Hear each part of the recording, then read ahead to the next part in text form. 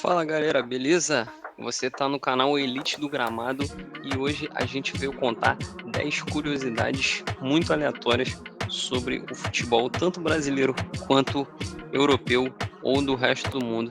Queria pedir para você curtir, comentar e compartilhar esse vídeo, divulga para os amigos para a gente começar a crescer aqui no YouTube. Fechou, rapaziada? Então bora para as curiosidades. Bom, cara, a primeira curiosidade, eu confesso que eu fiquei surpreso com isso, é que entre 1941 e 1979, o futebol feminino era proibido por lei no Brasil. Lembrando que durante os anos de 1964 e 1985, o Brasil viveu um período onde os militares tomaram o poder.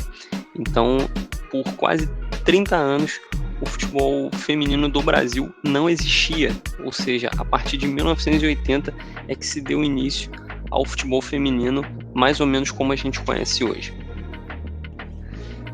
Essa talvez muita gente saiba, mas nem todo mundo. O atacante Haaland do Manchester City detém um recorde que perdura até hoje, e esse recorde está longe de ser do tempo em que ele é jogador. Esse recorde ele alcançou quando ele tinha apenas 5 anos de idade. No ano de 2006, o Haaland alcançou a marca de 1,63 m de distância numa competição de salto em distância. Ou seja, desde 2006, o Haaland é a criança de 5 anos com a maior altura saltada em distância. É absurdo, cara. O cara batia recorde já desde pequenininho. E falando em Haaland, também devemos falar do país dele, né? A Noruega. Para quem não sabe, a Noruega nunca perdeu um jogo contra a seleção brasileira. Até hoje a gente teve 4 jogos entre brasileiros e noruegueses, com 2 vitórias da Noruega e 2 empates. Ou seja, o Brasil é freguês do país do Haaland. Você sabia que o atacante Eden Hazard, além do irmão Torgan, ele tem mais 2 irmãos que jogam futebol? Pois é, ele tem um irmão chamado Ethan, que é meio atacante, e o outro, que também é pouco conhecido, chamado Kylian. Ele é um jogador que joga do lado do campo, ele joga no Beveren da 2ª divisão do campeonato belga, emprestado pelo Molenbeek, time do John Textor, dono do Botafogo. Essa galera de repente pode nem ter se ligado, mas para vocês terem uma ideia, a Itália não joga um jogo de mata-mata de Copa do Mundo desde 2006, amigo. Vocês sabem? Vocês têm noção de qual foi o último jogo da Itália numa Copa do Mundo em um mata-mata? Sim, foi a final da Copa de 2006. Aquele clássico, aquele famoso jogo da cabeçada do Zidane no Materazzi.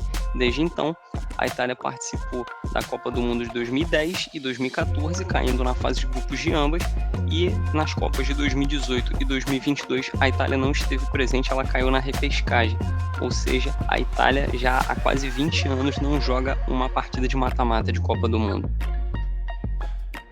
Não sei se todo mundo que vai assistir esse vídeo conhece, mas existe uma seleção que fica dentro do território da Itália chamada San Marino.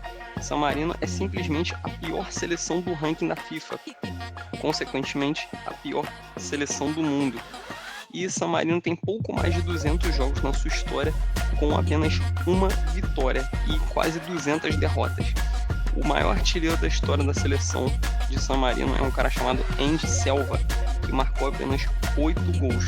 Ou seja, para vocês verem o nível da seleção, onde o artilheiro da história do país tem 8 gols. Coisa de maluco.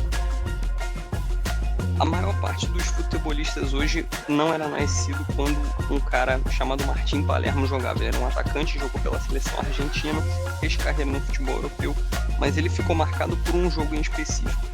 Num jogo de Copa América, em 1999, contra o Equador, o Palermo conseguiu a proeza de perder 3 pênaltis. Sim, pensa num cara que perdeu 3 pênaltis no mesmo jogo.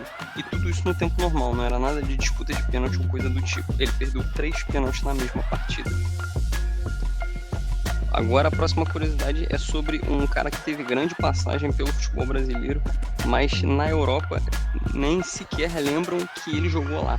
Você sabia que Renato Gaúcho jogou na Roma? Sim, o atacante ídolo do Grêmio fez 23 partidas com a camisa da Roma e não marcou nenhum gol. É impressionante, realmente é uma carreira aí esquecida de um grande jogador brasileiro no futebol europeu.